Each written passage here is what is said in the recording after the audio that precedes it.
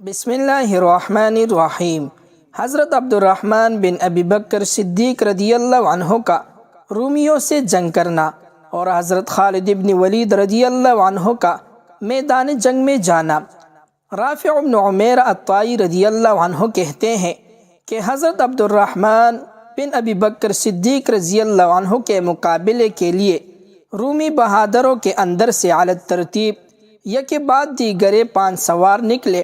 آپ نے محض ایک حملہ کر کے اندر 500 کو موت کے گھاٹ اتار دیا۔ رومیوں کے جس وقت 5 سوار کام آ گئے تو پھر ان کے مقابلے کے لیے نکلنا موقوف ہوئے۔ آپ نے رومیوں کے قلب لشکر پر حملہ کرنا چاہا، مگر جبلہ بن ایہم تیش کاتا ہوا آگے بڑھا اور آپ کے قریب آ کر کہنے لگا، لونڈے تو بہت زیادہ حد سے بڑھ گیا ہے، لڑائی کے حدود سے تجاوز کرتا چلا جاتا ہے۔ آپ نے فرمایا، بغاوت اور بے وفائی ہمارے عادتوں میں داخل نہیں۔ جبلہ بن ایہم نے کہا، کیوں نہیں؟ حالانکہ تو نے ہمارے لاشوں سے میدان کو پاٹ دیا۔ میں اس واسطے سے نہیں آیا کہ تیرے ساتھیوں کی تیری اعانت اور مدد سے باز رکھوں، کیونکہ ہمارا کوئی ہمراہی جب تیرے مقابلے کے لیے نکلتا ہے تو تیرے ساتھیوں میں کوئی نہ کوئی تیری مدد کو پہنچ جاتا ہے، اور یہ شریف اور مصنف مزاج لوگوں کی عادت سے بہت زیادہ بعید ہے۔ حضرت عبد الرحمن بن ابی بکر صدیق رضی اللہ عنہ نے یہ سن کر ہنسے اور فرمایا، اے ابن ایہم، کیا مجھے دھوکہ دینا چاہتے ہیں؟ حالانکہ میں حضرت نبی کریم صلی اللہ علیہ وسلم کے چچا کے بیٹے حضرت علی کرم اللہ وجہہ کا تعلیم یافتہ اور میں ان کا شاگرد ہوں۔ میں بہت سے لڑائیوں اور اکثر میدان کارساز میں ان کا ہمراہ رہا ہوں۔ جبلہ نے کہا، میں دھوکہ دینا نہیں چاہتا، بلکہ حق بات کہہ رہا ہوں۔ آپ نے فرمایا، اگر تو سچا ہے تو تو خود اور تیرے ساتھ تیرا کوئی اور ساتھی دونوں اکٹھے میرا مقابلے کو نکلو اور دونوں ایک ساتھ مجھ پر حملہ کرو۔ میں انشاءاللہ العزیز نہایت دلیری سے دونوں کا مقابلہ کروں گا۔ واقدی رحمۃ اللہ علیہ کہتے ہیں کہ جب جبلہ بن ایہم نے دیکھا کہ یہ کسی طرح میرے مکر و فریب میں آنے والا نہیں تو ان کی جرأت، نیزہ بازی، برتی چالاکی اور پھر اس میں ان کی کمسنی سے بہت زیادہ متعجب ہوا اور بلند آواز سے کہنے لگا، لڑکے، ہو سکتا ہے کہ تو ہماری طرف عقیدت کا ہاتھ بڑھائے اور میں تجھے معبودیہ کے پانی کے اندر غوطہ دوں اور تو وہاں سے اس طرح گناہوں سے پاک ہو کر نکلے جس طرح بچہ اپنے ماں کے پیٹ سے نکلتا ہے۔ پھر تو صلیب اور انجیل کے گروہ میں داخل ہو کر دین مسیح علیہ السلام میں شامل ہو جائے، بادشاہ مقرب بنے اور اس کے انعام اور اکرام سے مالا مال ہو جائے۔ میں اپنی لڑکی کی تجھ سے شادی کر دوں گا، پھر تو میرے لڑکے کے مانند ہو جائے گے، اپنی وراثت تجھے تقسیم کر دوں اور بہت زیادہ انعام اور اکرام تیرے ساتھ کرتا رہوں۔ میں وہ شخص ہوں کہ میری مدح اور تعریف میں تمہارے نبی کے شاعر نے یہ اشعار کہے تھے۔ ترجمہ اشعار۔ جفنا کا لڑکا ان بزرگوں کی یاد ہے جنہوں نے اپنے آباؤں سے کبھی ملامت نہیں کی، بہت انعام اور اکرام دیتا ہے اور کبھی بھی برے لوگوں کی طرح زبان پر نہیں لاتا۔ میں نے جو تجھ سے کہا ہے اس پر بہت جلدی کاربند ہو جانا کہ ہلاکی سے بچ کر نجات کی طرف آ جائے اور دوامی عیش و آرام میں بسر ہونے لگے۔ جس وقت آپ نے یہ تقریر سن لی تو فرمایا، لا الہ الا اللہ وحدہ لا شریک لہ واشہد ان محمدا عبدہ ورسولہ۔ کمبخت مردود کے بچے، مجھے ہدایت سے ضلالت کی طرف، ایمان سے کفر اور جہالت کی طرف کھینچتا ہے۔ میں ان لوگوں میں ہوں جن کے رگ و ریشہ میں اسلام اور قلب میں ایمان کا گر چکا ہے، جو رشد و ہدایت، گمراہی اور ضلالت میں تمیز کرتا ہے اور ان دونوں کے فرق میں بخوبی جانتا ہے اور پہچانتا ہے۔ میں اللہ تبارک و تعالیٰ کے نبی برحق محمد صلی اللہ علیہ وسلم کی تصدیق کر چکا ہوں۔ جو شخص اللہ جل جلالہ کے ساتھ کفر کرتا ہے میں اس کا پورا دشمن ہوں۔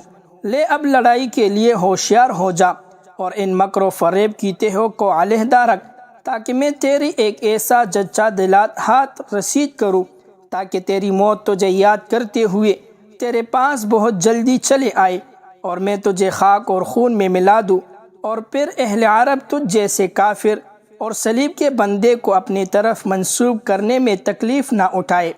جبل آپ کی یہ بات سن کر جل بغن ہو گیا اور حملے کے ارادے سے نیزہ سنبھال کر ان کی طرف جھپٹا اور چاہی تھا کہ وار کر دے، مگر آپ نے داؤ کاٹ کے وار خالی کر دیا اور نہایت زور اور شور کے ساتھ خود بھی حملہ آور ہو گئے۔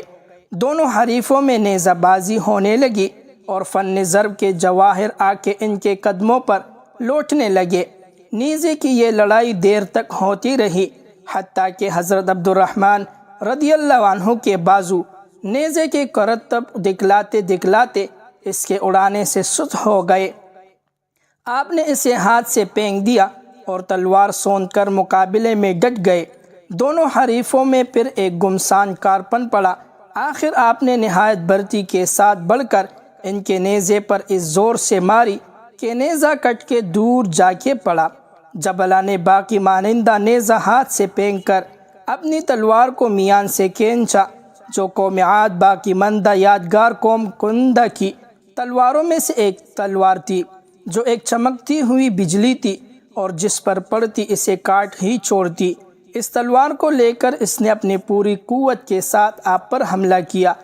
حضرت رافع بن عمیر الطائی رضی اللہ عنہ کہتے ہیں کہ واللہ ہم جبلہ کے ساتھ لڑائی میں حضرت عبد الرحمن بن ابی بکر رضی اللہ عنہ کا استقبال اور اس کا صغر سنی میں ان کا اس کے ساتھ دو بیچ، خصوصاً جب کہ وہ بغیر کسی معین اور مددگار کے پہلے 5 شخصوں سے لڑ چکے تھے، دیکھ دیکھ کر بہت زیادہ تعجب کر رہے تھے۔ لڑائی نازک صورت اختیار کر چکی تھی۔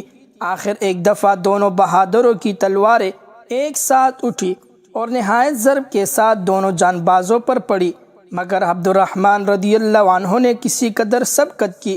آپ کی تلوار کو اس نے ڈال پر لیا، مگر یہ ڈال کو کاٹتی ہوئی خود تک پہنچ گئی، اور چونکہ یہ دار پر رکھی ہوئی تھی اس لیے وہ دوہری ہو گئی۔ جبلہ کے اس سے پورا زخم آ گیا جس سے خون بہنے لگا۔ ادھر جبلہ کی تلوار آپ کے اوپر پڑی، جو ذرا کو کاٹتے ہوئے آپ کے شانہ کو زخمی کر گئے۔ آپ نے اگرچہ تلوار کی ضرب کو محسوس کر لیا، لیکن اس قرینے اور طریقے سے کڑا ہوا کہ گویا آپ کو کسی قسم کا صدمہ نہیں پہنچا۔ پھر فوراً ہی گھوڑے کو پیچھے پھیر کر اس کے باگیں چھوڑ دی، تاکہ آپ حضرت خالد بن ولید رضی اللہ عنہ اور اپنے تمام ساتھیوں کے پاس پہنچ گئے۔ حضرت خالد بن ولید رضی اللہ عنہ نے آپ سے دریافت کیا کہ کیا کوئی ضرب پہنچ گئی ہے؟ آپ نے کہا ہاں پہنچ گئی ہے، اور کھول کر دکھلایا۔ مسلمانوں نے انہیں گھوڑے سے اتارا اور زخم کو مضبوط کر کے باندھ دیا۔ اس کے بعد حضرت خالد بن ولید رضی اللہ عنہ نے فرمایا، صدیق کے بیٹے، مجھے معلوم ہے کہ جبلہ نے تمہیں تلوار کی ضرب کے ساتھ مجروح کر دیا ہے۔ میں نے تمہارے باپ کی بیعت کی اور ان کے صدق کی قسم کھائی۔ جس طرح اس نے تمہیں زخمی کر کے ہمارے دلوں کو صدمہ پہنچایا ہے، اسی طرح میں بھی اس کو اس کے بدلے میں رنج پہنچا کر رہوں گا۔ یہ کہہ کر آپ نے اپنے غلام حمام کو زور سے آواز دی کہ اس بدین کو میرے پاس لاؤ۔ حمام والی قنصرین کو آپ کے پاس لایا۔ آپ نے فوراً تلوار سے اس کی گردن اڑا دی۔ رومیوں نے جب اپنے سردار کا سر اس طرح کٹا ہوا دیکھا تو انہیں بے حد حلق ہوا۔ جبلہ بن ایہم غصے میں بھر گیا اور مسلمانوں سے مخاطب ہو کر کہنے لگا، تم نے بدعہدی اور وفائی کی، اس لیے قتل کے مستجب ہو گئے۔ یہ کہہ کر اس نے نصرانی عربوں اور رومیوں کو لڑائی پر برانگیختہ کیا اور کہنے لگا کہ ان میں سے کسی کو زندہ نہ چھوڑو۔ رومی سب سے آگے ہوئے، صلیب کو سامنے کیا اور حملے کے لیے تیار ہو گئے۔ حضرت خالد بن ولید رضی اللہ عنہ نے یہ دیکھ کر حمام کو آواز دی اور فرمایا، حمام، تو حضرت عبد الرحمن بن ابی بکر رضی اللہ عنہ کی حفاظت کرنا، اور جو شخص ان پر حملہ کرے اس کے حملے کو روکتے رہنا۔ اس کے بعد آپ اپنے ساتھیوں کی طرف مخاطب ہوئے اور کہا، تم میں سے کوئی شخص تنہا نکل کر حملہ آور نہ ہو، بلکہ تمام آدمی میرے گرد جمع رہے۔ میں کسی قسم کی جلدی نہیں کرتا، مدد اور نصرت باری تعالیٰ کی طرف سے ہے۔ آپ کے فرمان کے بموجب تمام صحابہ آپ کے گرد جمع ہوئے۔ ان میں سے ہر شخص زندگی سے مایوس اور ناامید ہو چکا تھا۔ رومیوں اور نصرانی عربوں نے مل کر مسلمانوں پر حملہ کیا۔ مسلمانوں نے بھی نہایت ثابت قدمی سے مقابلے میں ڈٹ گئے اور نہایت زور اور شور کے ساتھ لڑائی شروع ہو گئی۔ حضرت ربیعہ بن عامر رضی اللہ عنہ کہتے ہیں کہ خدا کی قسم جس وقت رومیوں کا ریلا ہماری طرف آتا رہا اور ان کی سواریوں کی کثرت سے ہم پر ازدحام ہو جاتا تھا تو حضرت خالد بن ولید رضی اللہ عنہ خود بھی نفسی نفیس اپنے تلوار کے زور سے اسے متفرق کر کے رکھ دیتے۔ اسی طرح ہمارے اور ان کے درمیان معرکہ ہوتا رہا۔ ہمیں کوئی راستہ جان بچانے کا نظر نہیں آتا، حتیٰ کہ ہمیں پیاس معلوم ہونے لگی اور گرمی اور تیزی ہوئی شدت سے ہم دم نکلنے لگے۔ حضرت رافع بن عمیر الطائی رضی اللہ عنہ کہتے ہیں کہ میں نے جس وقت اس طرح عرص حیات تنگ دیکھا تو میں نے حضرت خالد بن ولید رضی اللہ عنہ سے کہا، ابو سلیمان معلوم ہوتا ہے کہ قضا سر پر منڈلا رہی ہے۔ آپ نے کہا، واللہ یا ابن عمیر تم بالکل سچ کہتے ہو، کیونکہ میں آج اپنے قلعہ مبارک کو جس سے آڑے وقت میں بڑی برکت ہوا کرتی تھی بھول آیا ہوں۔ ممکن ہے کہ اس امت کی قضا نے ہی اس کو فراموش کرایا ہو۔ واقدی رحمۃ اللہ علیہ کہتے ہیں کہ لڑائی نے نازک صورت اختیار کی، صبر کا دامن ہاتھ سے چھوٹنے لگا، زندگی سے موت قریب دکھلائی دینے لگی، جام شہادت پینے کا وقت نزدیک آ گیا، لڑائی کے شعلے بڑک بڑک کر اٹھنے لگے تو تلواریں چمک چمک کر سروں پر پڑنے لگی، سپاہی کٹ کٹ کر گرنے لگے، مشرکین کی نعشوں سے زمین پٹ گئی۔ خدا کے چند نام لیوا کافروں کے نرغے میں اس طرح تھے جیسے ان کے ہاتھ میں قیدی تسلیس کے بندے سخت جان توڑ کوشش کر رہے تھے۔ شمشیریں بڑھ بڑھ کر اپنا کام کر رہی تھی کہ اچانک ایک منادی نے ندا اور ایک ہاتف نے پکار کر کہا، بے ڈر ذلیل ہو گیا اور خوف کرنے والا مدد پا گیا۔ اے حاملان قرآن، تمہارا مقصد رحمان کی طرف سے تمہارے پاس آ گیا اور صلیب کے بندوں کے مقابلے میں تمہاری نصرت اور اعانت کی گئی۔ اس وقت دل بلیوں اچھل رہے تھے، کلیجے منہ کو آ رہے تھے، تیغ بر آن چاروں طرف اپنا کام کر رہی تھی، ہر شخص اپنے مقابلے میں استقلال دکھلا رہا تھا۔ مسلمان ہر طرف سے گھیرے ہوئے تھے اور اگرچہ ان پر پیاس کی شدت تھی مگر ہر ایک نے اپنے حریف کو کتے کے ٹکرے میں پانی پلا کر رکھا تھا۔